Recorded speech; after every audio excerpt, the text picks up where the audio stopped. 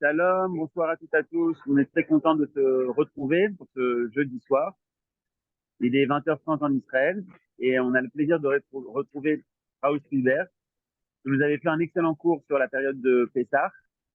Et maintenant, on est dans cette fameuse période du Homer où chaque jour, on fait ce compte de Pessah pour arriver jusqu'à Shavuot.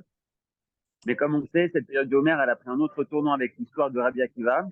Et tu as intitulé ton intervention les élèves de Rabbi Akiva et nous aujourd'hui. De Havod Raoul. Voilà.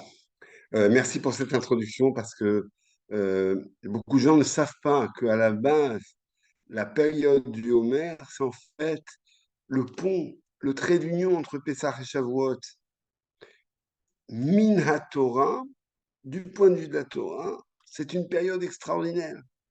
Ça, ça s'inscrit dans l'histoire d'Israël.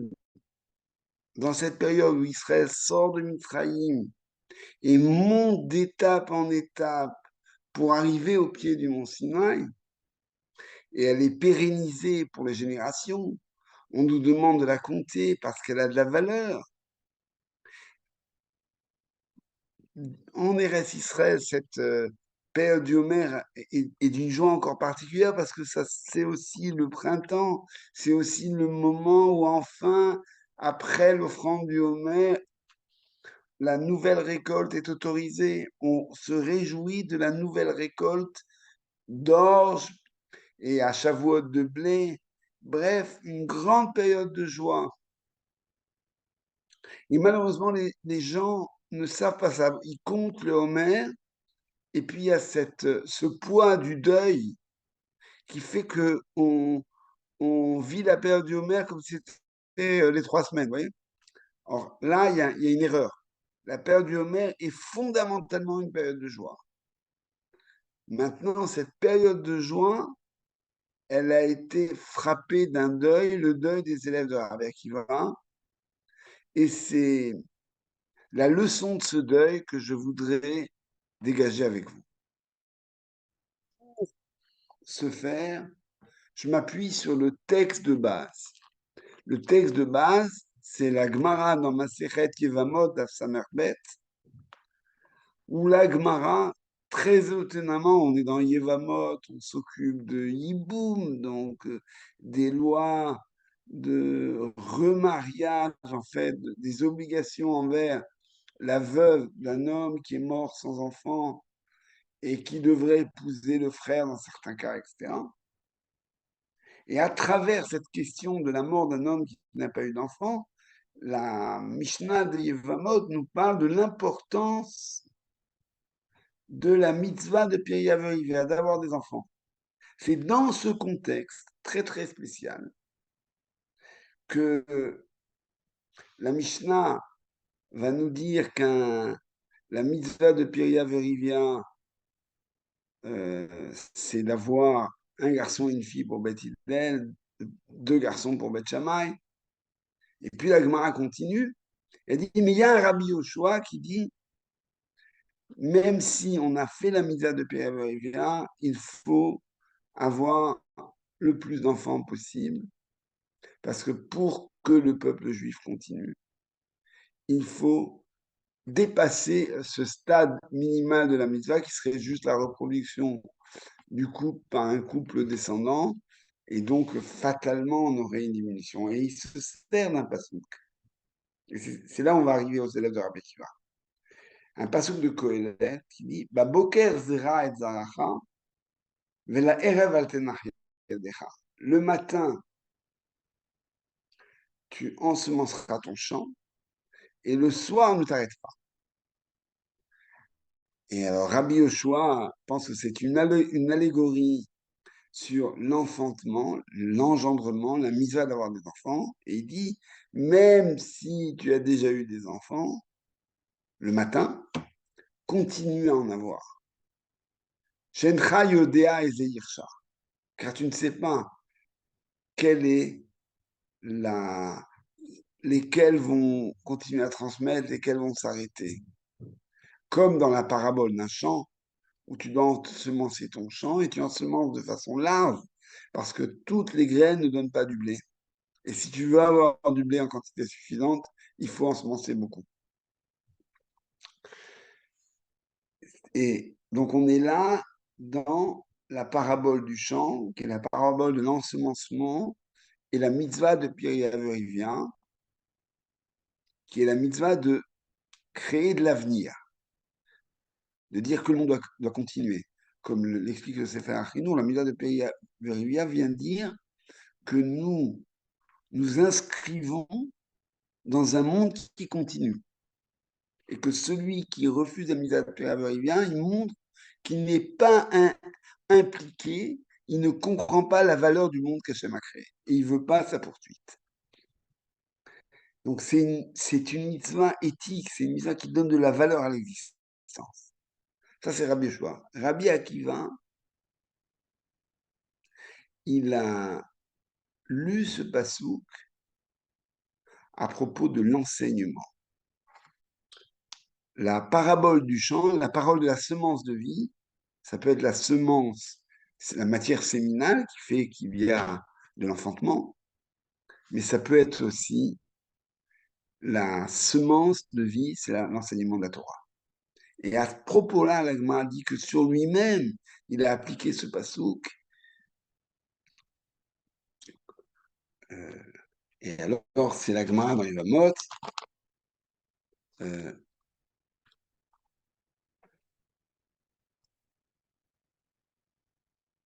Amrou, Shne Meser Elev Zugim Talmidim Mayou Rabbi Akiva. Rabbi Akiva avait 12 000 paires d'élèves. Migevat Adantipras, du nord au sud, sans rentrer dans les détails. Le Kulam Metou Beperek Echad, ils sont tous morts dans la même période. Et alors, de façon très surprenante, la Gemara nous dit la raison de cette mort. Mipne shelo naagu kavod zelazé vehaya haolam shamer. Parce qu'ils ne se sont pas conduits en se respectant l'un et l'autre, et le monde a été dévasté. Alors, je le dis parce que c'est important de savoir, il y a un autre texte parallèle, qui est un texte des Géonim, qui eux localisent, expliquent la disparition des élèves de Rabbi Akiva dans le contexte de la révolte de Bar Korba. Comme vous le savez, Rabbi Akiva s'est engagé dans le combat contre les Romains. Il a pensé qu'on pourrait se délivrer de l'occupation romaine et il a pensé que Bar Korba pouvait être le Mashiach. Et ça ne s'est pas produit. Bar Korba n'a pas été celui qui... Il aurait pu peut-être être le Mashiach, mais il ne l'a pas été finalement. Et ça a été une tragédie absolue. Dans cette tragédie, les élèves de Rabbi Akiva sont morts. Donc c'est un texte parallèle qui n'est pas celui de notre Gemara dans Masechet Yevamot. Là, je vais me concentrer sur ce que la Gemara a dit dans Masechet Yevamot, qui est, on va dire, le texte de base le plus connu. Mipne shelo naagu kavod zelazé. Alors, on s'étonne. Qu'est-ce qui nous étonne dans ce texte? Beaucoup de choses. Le monde était dévasté avec la mort des élèves de Rabbi Akiva. Ils sont morts 24 000 parce qu'ils ne se respectaient pas. D'abord, on ne dit pas 24 000, on dit 12 000 pères. Et alors, comme on sait que 12 fois 2, ça fait 24, on comprend qu'il s'agit de 24 000. Mais pourquoi ne pas dire directement 24 000? Là, c'est assez clair que les Chazal veulent nous rappeler que l'étude fondamentale de la Torah, ça n'est pas une étude individuelle, c'est une étude à deux.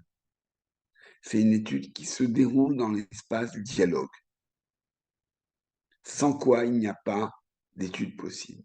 L'étude de type solitaire en bibliothèque, on prend des notes et on se fait des petites fiches pour retenir les choses, ça peut être un moment, mais ça ne constitue pas la vraie étude. La vraie étude, c'est le binôme qui discute d'un texte et qui discute de son interprétation et de ses conséquences. Donc, tout de suite, il y a le thème du 2 qui apparaît, 12 000 paires. Et puis, on s'étonne. Les élèves de Rabbi Akiva sont morts parce qu'ils ne se sont pas conduits respectueusement. Alors, ça pose deux questions. La première, c'est ne pas se conduire respectueusement, c'est pas joli, mais de là à dire que pour ça, on n'est pas dans une faute mortelle,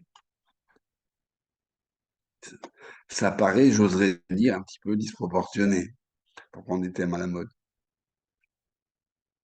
Alors, ils se sont pas conduits respectueusement et les 12 000 paires d'élèves sont morts. Ça paraît énorme. Mais il y a une question plus forte que si on était en cours, enfin, dans les cours, ça sort tout de suite, les élèves posent la question tout de suite, ils disent, mais je comprends pas. Les élèves de Rabbi Akiva se manquaient de respect, mais Rabbi Akiva a construit toute sa Torah autour du principe général qui contient toute la Torah. L'amour du prochain, c'est le principe général de toute la Torah. Alors comment un maître comme Rabbi Akiva, qui centre son enseignement sur l'importance à donner à autrui, l'amour apporté à autrui, comment les élèves de Rabbi Akiva, précisément sur ce point-là, je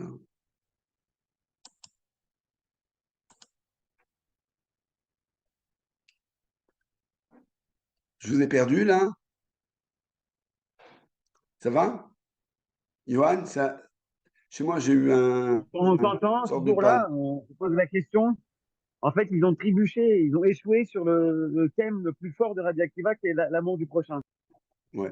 C'est un peu comme si on vous disait que dans l'Aïshiva du Chefetz Chaim, qui était évidemment qui respectait toute la Torah, qui était particulièrement sensible à la gravité du Lashon Hara, les élèves du Chefetz Chaim euh, seraient punis pour se médire les uns des autres.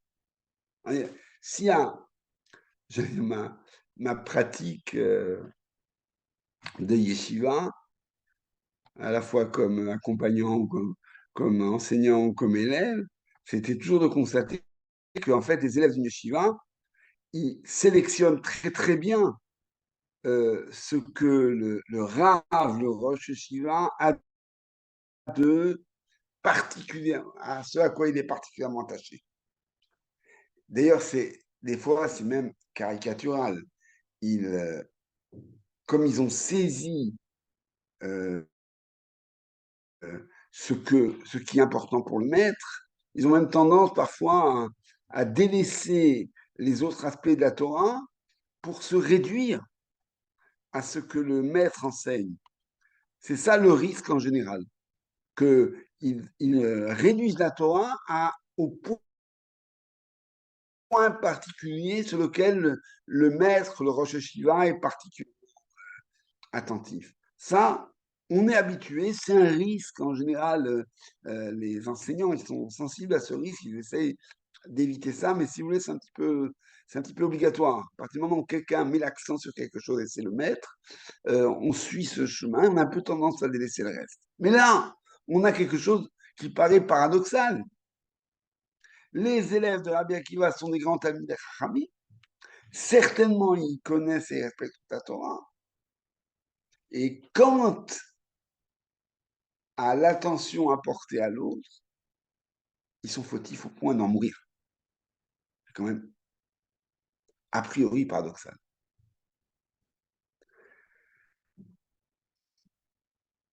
Alors, il y a deux réponses que j'ai reçues de mes élèves et que j'ai trouvées ensuite dans les textes. La première réponse, ça, je n'ai pas trouvé dans les textes, mais c'est une réponse logique qui tient la route. C'est de dire que Rabbi Akiva a explicité Ve'ahavta l'ereacha kamocha, c'est Kla Gadol Batorah, après la catastrophe.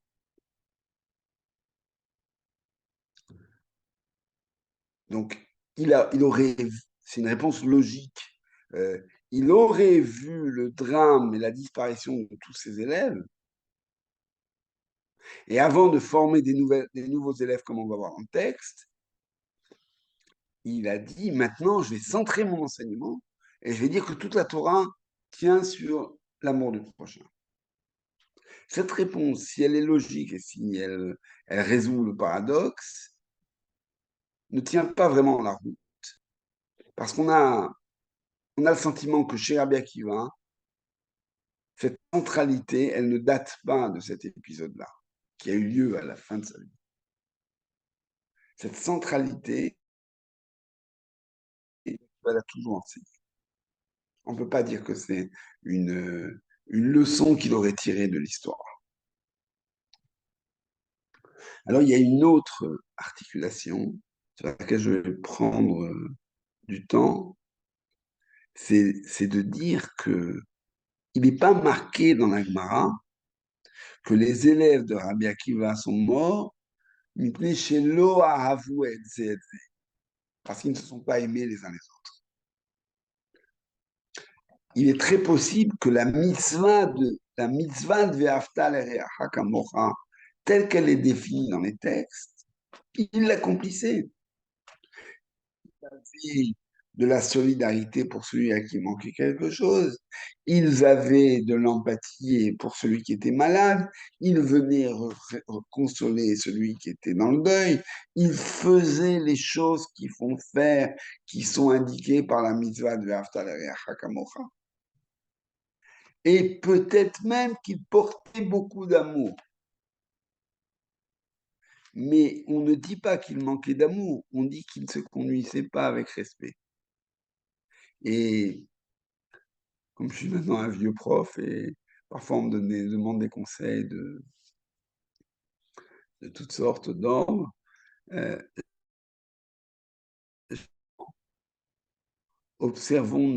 nous observons que ce sont les gens qui nous sont les plus proches et que nous aimons le plus, envers lesquels on peut manquer de respect. C'est paradoxal, mais on peut aimer et ne pas respecter. Mieux que ça, le fait qu'on aime et qu'on sache que l'autre nous aime aussi, nous permet de nous affranchir en fait de certaines marques de respect. On ne va pas être rigide avec des formes de respect formelles, alors que on s'aime bien, on est bien, on peut même un peu se taquiner un peu, s'envoyer des pics, etc. Et là, il faut faire attention. Parce que, en fait, l'amour peut être complètement brisé quand il n'est pas accompagné de respect. Le fait de croire que parce qu'on s'aime, on peut se manquer de respect, c'est une grande erreur qui est responsable parfois de disputes ou chas shalom, de rupture de liens d'affection entre les gens parce qu'il y a eu des remarques qui ont blessé et qui ont petit à petit tué l'amour. Et donc, comme leçon première, on est Noé Kavod et on ne peut pas remplacer le Kavod qu'on doit à l'autre, le respect qu'on doit à l'autre par le fait qu'on l'aime bien et qu'il nous aime bien. Soyons attentifs à ça. Si on veut que l'amour continue, si on veut que blesser, il faut l'encadrer de respect. L'onagu kavod, c'est là. Maintenant, qu'est-ce que ça veut dire que les élèves de Rabbi Akiva se manquaient de respect au point d'en mourir? On arrive au deuxième aspect, la deuxième question que j'ai posée. Même si on comprend que les élèves de Rabbi Akiva aient pu fauter sur ce point-là, ça paraît disproportionné. On ne meurt pas parce qu'on a oublié de dire s'il vous plaît, merci. De quoi il s'agit? Et ça, il me semble que ça, cette deuxième question, la Gemara va l'aborder dans la suite du texte. Le texte, on a lu jusqu'à maintenant que Rabbi Akiva, lui-même aussi, il a eu des élèves dans sa jeunesse, il a reformé des élèves dans sa vieillesse, il avait 12 000 paires d'élèves, de Gevatanan jusqu'à Antipras, ils sont tous morts dans la même période, parce qu'ils ne se sont pas conduits respectueusement les uns vers les autres, Vaya Olam Shamen. Mais le texte continue. Acheba Rabbi Akiva Etzel Rabotenu Shbada. Alors Rabbi Akiva est allé dans le sud. Pourquoi le sud? Parce que le sud symbolise la sagesse. La menorah dans le Mishkan, dans le Beth Amikdash, était toujours placée au sud. Et la table en or qui représente la prospérité était placée au nord. La prospérité au nord et la menorah au sud, exactement opposée. Là où il n'y a pas tellement de prospérité, là où les gens sont simples. C'est là-bas que Rabbi Akiva va former pas 12 000 paires d'élèves, 5 élèves. Le Shanalaem, Rabbi Meir, on appelle Rabbi Meir Balanes, c'était la Eloula, Rabbi Yehuda, le Rabbi Meir, Rabbi aussi. On va voir la Eloula de Baomer. Rabbi Elazar Ben Shamoa. Torah. Et c'est cette deuxième génération d'élèves par qui la Torah va se transmettre.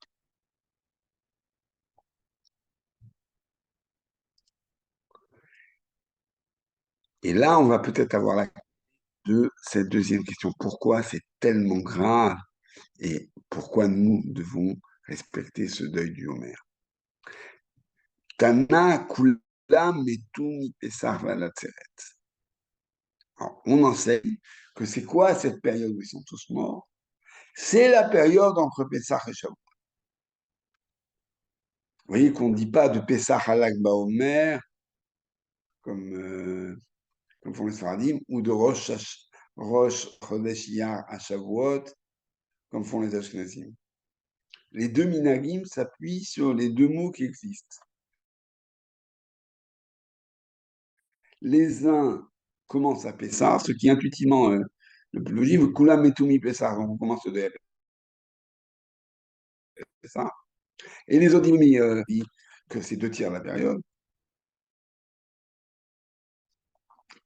Alors, où on commence à Pessah et on finit à Lag Baomer, en fait, Lad Baomer, où on commence Rosh Chodesh Iyar et on finit à Shavuot. Ça se passe entre Pessah et Shavuot, c'est ce drame de la disparition des élèves de Rabbi Akiva. Alors déjà, c'est une information. Au moment de la préparation à la réception de la Torah disparaît. Les élèves de Rabbi Akiva disparaissent. Ve'aya olam shamer. Et le monde est dévasté. Juste à ce moment. Amar Rav Chama Barava Vetima Rabbi Chia Baravin. Avraham Abraham, certains disent Rabbi Chia Bar disent Kulam metu mitara'a. Ils sont tous morts d'une mort mauvaise. Une mort mauvaise, c'est une mort douloureuse. Mahi laquelle Amar Rav Nachman Askara.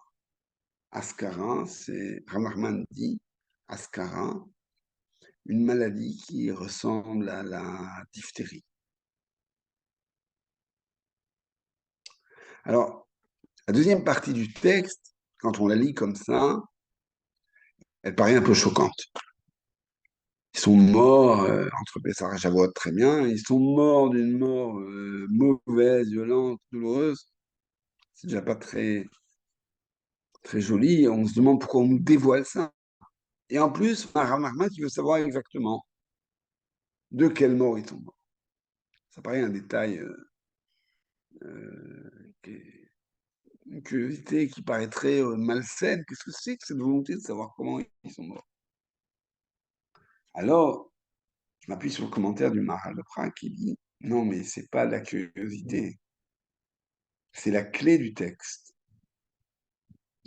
La façon dont ils sont morts nous dit quel est l'enjeu de la faute des élèves de la Mekva.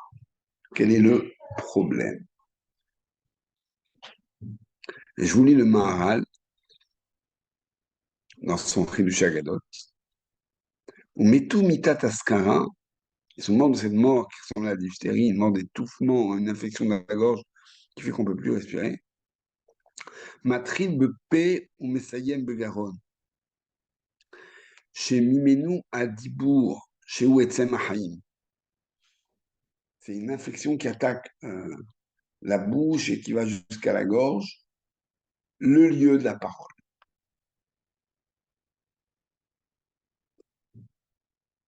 Ou mipne qui a Chaim Tolé Bapé ou Bagaron chez Mimenu Adibour.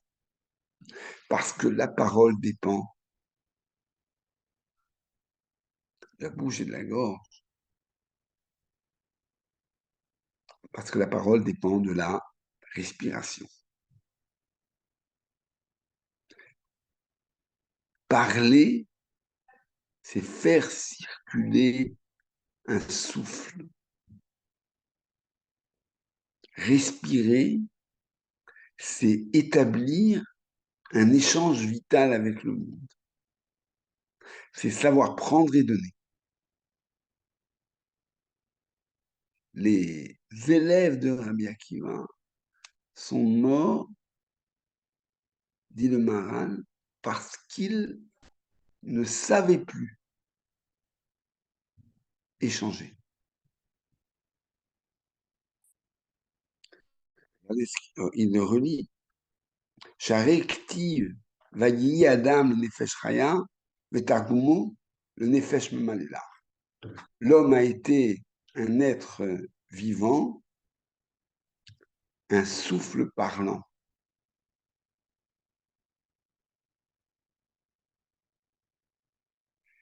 Ou que le mot Sheamarnu Etzel Lamdenu Ochot Chaim,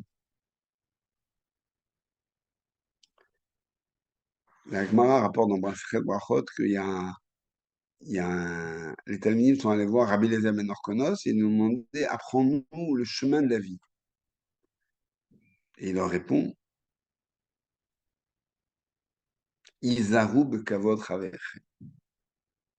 Soyez attentifs au kavod de vos collègues. Il y a quelque chose dans le manque de kavod donné à l'autre qui est où la vie elle-même est en jeu. C'est plus c'est pas une punition véritablement, c'est une conséquence. Ils se sont fermés à l'autre. Je le dis maintenant dans mes mots à moi.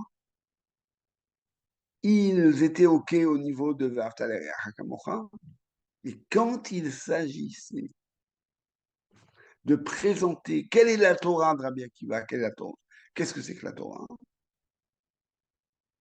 Ils ne se respectaient plus. celui-là, il ne sait pas étudier. Celui-là, il est influencé par des idées étrangères. Celui-là, c'est rien du tout, etc. Et ça, ce manque de considération à la parole de l'autre, même si tu l'aimes bien et que tu l'aides quand il a besoin de toi, ce manque de considération à sa parole, c'est la fermeture de ta gorge à toi, c'est-à-dire que tu n'es plus dans un rapport d'échange avec les autres, tu es obturé sur toi-même. Et ça, c'est tragique. Le Maharal explique que dans ce mouvement qui va de Pesach à Shavuot, qui est justement le mouvement où on est en train d'apprendre la Torah, il est dramatique de se fermer à l'autre. Il est dramatique. C'est ce zilzoul d'une Torah qui n'est pas la mienne. C'est le drame. Je parle évidemment à l'intérieur du monde de la halakha. Il ne s'agit pas d'autre chose. À l'intérieur du monde de la halakha, qu'on puisse mépriser la Torah de celui qui n'est pas exactement comme nous. Ça nous tue. Les élèves de Rabbi Akiva de sa première génération n'ont pas pu arriver. Ils sont morts entre Pessah et Shavuot. Ils n'ont pas pu arriver à Shavuot. Ils n'ont pas pu arriver à Matan Torah. Le deuil du Homer vient nous dire, préparez-vous à recevoir la Torah. Mais préparez-vous à recevoir la Torah en sachant respecter les autres, en sachant respecter des rabbinim qui ne sont pas nos rabbinim. Il se trouve qu'à notre époque, on a un phénomène tout à fait récent qui date du milieu du XXe siècle, qui est que se sont succédés pendant la période du Homer des événements qui ne sont pas écrits dans la Gemara, ni le Rambam, ni le Shulchan Aruch, comme Yom HaShoah, Yom HaZikaron, Yom HaAtzmaut, Yom Yerushalayim. Ces événements liés, qui sont des événements récents, évidemment, ne sont pas écrits dans les textes. Donc, évidemment, les rabbinim les appréhendent différemment selon leur point de départ, selon leur vision de la Torah. Et c'est inévitable que ça ne coïncide pas, que tout le monde n'est pas exactement la même vision. Et qu'il y ait des gens qui fassent le Hallel avec Bracha, des gens qui fassent le Hallel sans Bracha, des gens qui fassent pas le Hallel, qui fassent Tachanoun. L'arc-en-ciel des positions est à l'intérieur de la halakha, puisque la halakha ne s'est pas prononcée sur ce cas précisément en extension. Et donc, on l'aborde à partir de notre point. Et donc, chacun va célébrer ces événements comme il a appris, dans la voie qu'il a choisie, selon les rabbinim qui l'ont éclairé. Évidemment, il doit juste s'empêcher de dire les autres, c'est rien du tout. Les autres, c'est pas de la Torah. En faisant ça, si on arrive à vivre ces événements, en étant capable de supporter que tout le monde ne pense pas pareil, on restaure l'unité d'Israël. On restaure la respiration. On restaure la capacité à échanger sans se blesser, en dépliant les choses, en disant quel est le tzad qui est mon côté, quel est le tzad qui est le tien. Et on a une Torah qui respire, une Torah de vie, une Torah qui peut se mesurer aux questions de l'existence. C'est véritablement ce deuil du Homer qui nous est imposé doit nous faire ressentir le drame de vouloir avoir raison tout seul en méprisant les autres. Il ne s'agit pas non plus de former une sorte d'unanimisme. Comme disait le texte, quand la mer Rouge s'est ouverte, elle s'est ouverte en 12 chemins. Il y a, il y a des tzdadim pour les uns et pour les autres. C'est pas non plus du relativisme, ça veut pas dire qu'on s'en fout et qu'on peut faire n'importe quoi ou que rien n'a de valeur. C'est-à-dire qu'on va faire pleinement ce qu'on comprend, celui qui veut faire le Hallel pour, pour mesurer le recette de la chaîne, eh bien, il va le faire de tout son cœur. Il n'est pas obligé d'être méprisant avec celui qui ne le fait pas. Et celui qui ne fait pas le Hallel parce qu'il pense qu'il ne faut pas le faire, n'a pas besoin de dire ah, ces rabbinim qui font le Hallel, bon, bah, c'est Brachal Vatala, ils ne savent pas étudier, ils sont pas des vrais rabbinim. C'est le drame.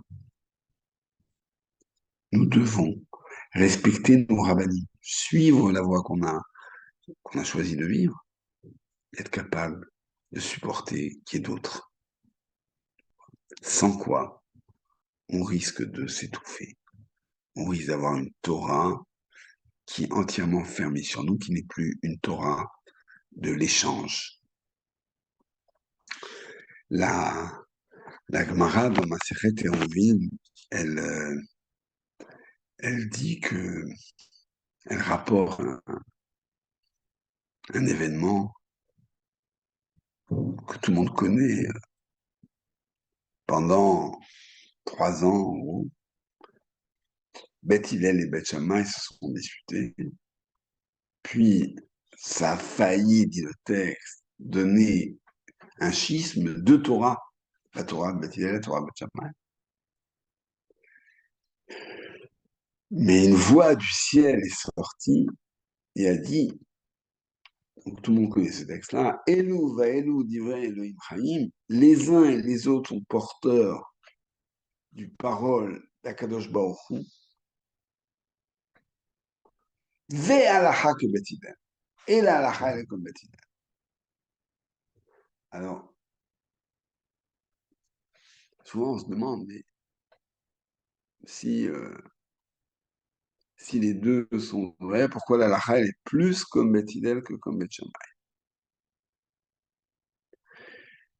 D'autant que la Gemara nous dit que les gens de Beth Shammai, Harif et Tfé, ils étaient plus piquants ou peut-être plus puissants dans leurs études. Pourquoi alors la voix du ciel a déclaré que la halacha était comme Beth Hillel? Alors dans une lecture superficielle, on peut croire qu'on nous fait une petite leçon de morale en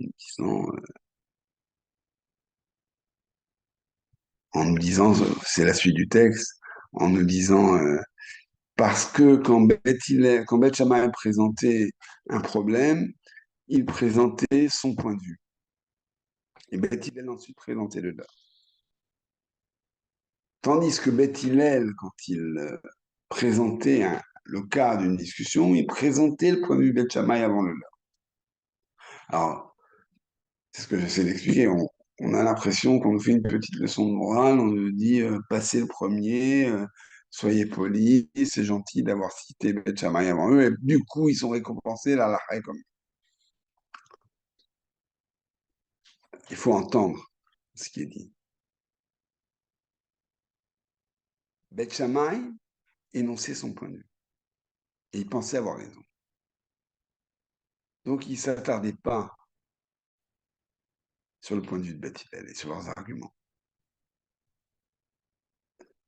Beth Hillel, eux, avaient leur point de vue. Mais ils citaient le point de vue de Beth Shammai, donc ils ont exploré l'argumentation de Beth Shammai. Et donc leur point de vue à eux était un point de vue qui tenait compte, parce que quand on discute, quand, j'allais dire, pour reprendre les mots du Maharal, quand il y a du kavod, quand il y a la respiration, la parole de l'autre, elle est entendue, quand on est dans l'échange, on est obligé de tenir compte de ce que l'autre pense et de répondre même mentalement aux arguments de l'autre. Donc, Beth Shammai connaissait leurs arguments, mais ils ne se sont pas mesurés aux arguments de Beth Hillel. Beth Hillel, en écoutant les arguments de Beth Shammai, ils avaient, si vous voulez, pour prendre l'image, ils avaient toutes les pièces du puzzle.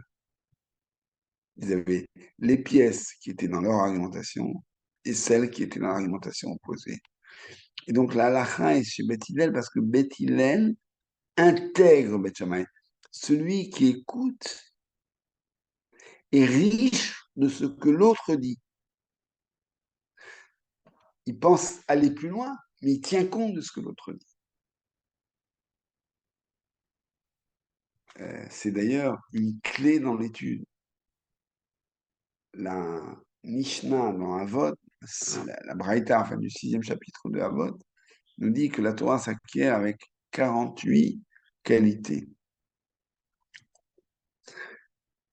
Une des premières qualités, Shmiat HaOzen, savoir entendre. L'autre qualité, Arichat Sefatayim, savoir articuler. On pourrait penser qu'on est on est chez un orthophoniste, là.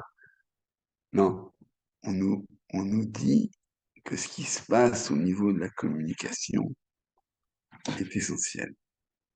Savoir entendre, savoir supporter une argumentation qui n'est pas la Raoul, on nôtre. te voit plus bien. Ah bon? Voilà, super, Toda. Ouais, c'est mieux là. Je me vois plus là, du coup, moi non plus. Alors, Bah, on te voit, hein. Savoir entendre. voilà, ça va. Ça va. Savoir entendre et écouter, c'est essentiel. C'est, c'est tout l'enjeu de l'étude qui est là. Ce n'est pas des propos d'orthophonie. Et vous observerez que si vous avez deux personnes qui discutent ensemble, il y a souvent on a deux monologues. Et de façon plus rare, malheureusement, on a un véritable dialogue où l'un parle, l'autre répond, l'autre argumente, l'autre objecte, on a quelque chose de riche. Comment savoir si on a un vrai dialogue, un dialogue qui n'est pas bouché, un dialogue qui respire, ou si on a deux monologues? C'est très simple, si on est à l'extérieur, on peut le savoir. Si les voix augmentent, c'est-à-dire que chacun cherche à couvrir l'argumentation de l'autre, alors on a deux monologues, on n'a pas d'échange. On a soi-disant un débat, mais c'est le mauvais débat, c'est le débat où on parle tout seul. Le vrai débat, c'est celui où les voix ne montent pas, où on ne cherche pas à couvrir et faire taire la voix opposée. Maintenant, dans la plupart des cas, on est tenté par la première modalité. On parle, on entend une argumentation opposée, on n'est pas d'accord avec elle, on veut parler plus fort pour ne pas l'écouter. Il y a quelque chose de très très difficile, et c'est ça la bataille du Homer, à entendre quelque chose avec lequel on n'est pas d'accord. C'est difficile, on a l'impression parfois que si on écoute l'argumentation de l'autre, on est perdu. Parce qu'on n'est pas d'accord avec ses conclusions et on va se retrouver entraîné de force dans sa voix. Et donc, c'est une espèce d'instinct de survie qui nous dit on crie très fort, on n'écoute pas et on répète notre argumentation. Si on veut vraiment avoir une parole de Torah, des échanges, des dialogues, il ne faut pas avoir peur. Il ne faut pas avoir peur. On va écouter, on va énoncer ce qu'on a compris, on va écouter ce que l'autre dit. Et même si on va apprendre beaucoup, et on restera peut-être avec des questions. Alors on verra, soit on changera d'avis, soit on ne changera pas d'avis, on s'informera auprès des maîtres qu'on a et qui nous expliqueront comment répondre à telle argumentation. Et à ce moment-là, on a une argumentation, on a un débat qui devient riche, qui monte en niveau, si vous voulez, où le niveau des argumentations monte. Mais si on bloque avec l'idée qu'à partir du moment où le point de vue opposé, c'est celui avec lequel on n'est pas d'accord, et qu'il faut développer de l'hostilité envers lui, alors là, on n'a pas toutes les pièces du puzzle, on n'a qu'une partie du puzzle, et en plus, on se ferme à la discussion, et donc notre Torah devient une Torah, j'allais dire une Torah sectaire, une Torah fermée sur elle-même, une Torah qui ne respire pas.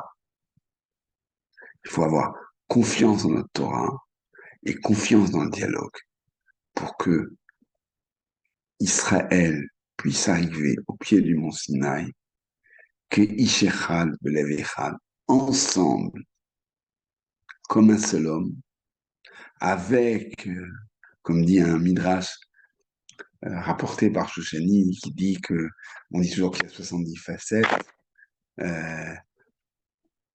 il y aurait 600 000 facettes, c'est-à-dire autant de facettes que d'êtres humains, on serait riche de toutes ces facettes, et on arriverait à les vivre ensemble, bishlemout, en paix, en vérité et en joie. J'espère que, avec tous les problèmes qu'on rencontre, et toutes les difficultés, et toutes les questions et les vraies questions qui sont là, et les vraies oppositions qui sont là, on trouve le chemin, non pas de se mettre tous d'accord, mais de se mettre d'accord sur la manière de ne pas être d'accord. Je finirai par une anecdote qu'on m'a rapportée au nom du Rav Kook, à qui, effectivement, cette question de l'hostilité et de l'opposition, c'était quelque chose qu'il connaissait bien, parce qu'il a été exposé à ça. On lui demandait qu'est-ce que ça veut dire Talmidei Chachamim Marim Shalom Baolam. Les maîtres de la Torah, les sages, multiplient la paix dans le monde. Et alors un élève demande au Rav Kook, il dit mais quand on ouvre la Mishnah et la Gemara, on ne voit que des oppositions. On ne voit pas de shalom, on voit que des disputes. Et le Rav Kook répondait que c'est ça la source du shalom. C'est d'être capable de s'opposer sans se disputer. Et l'étude de la Torah, l'étude, comme je disais tout au début, en binôme, l'étude avec un Chaver, c'est l'apprentissage de quelque chose de fondamental, d'exister ensemble en sachant qu'on est chacun différent. Et c'est comme ça qu'on peut arriver à Matan Torah. J'espère que ces petits mots, cette étude sur le Rabbi Akiva aura contribué à rendre plus précieux ce Nahagu Kavod Zelazé. Merci de m'avoir écouté.